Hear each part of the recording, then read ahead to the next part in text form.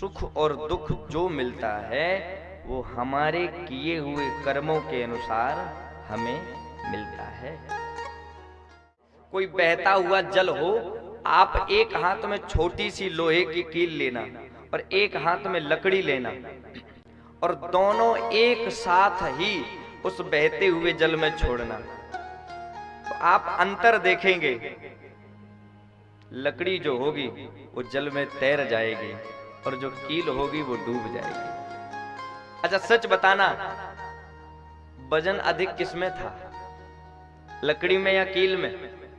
लकड़ी वजनदार थी, कील हल्की थी। लकड़ी बड़ी थी, कील छोटी थी। अच्छा तो जो हल्का था उसे तैरना चाहिए कि वजनदार को, हल्के वाले को? लेकिन हुआ नहीं ऐसा।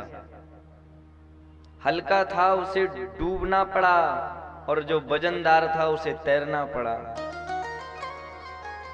अच्छा किसी ने जल से पूछा कि ऐसा क्यों किया आपने, लोहे की कील को डुबा दिया और लकड़ी को तैरा दिया, ऐसा क्यों? जल से पूछा गया तो जल ने उत्तर दिया, जल नहीं बोरे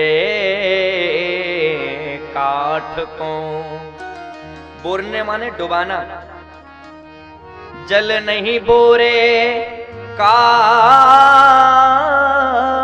को,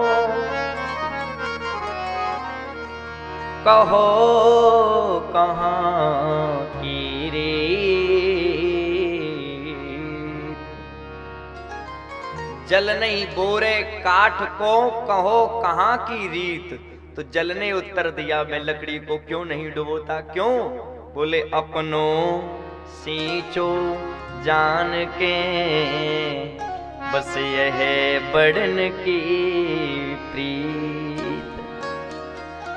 जल ने उत्तर दिया, जल ने कहा लकड़ी को सींचकर हमने ही बड़ा किया है, और जिसे हमने सींचकर बड़ा किया है हम उसे डुबो कैसे सकते हैं।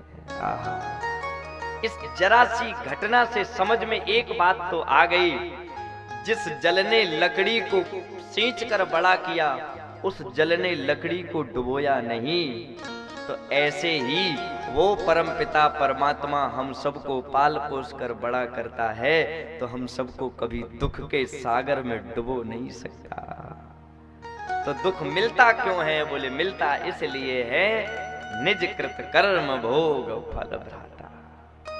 मुख्य बात तो यही है कि हमारे निजी कर्म ही हमें सुख और दुख के बंधन में बांधते हैं।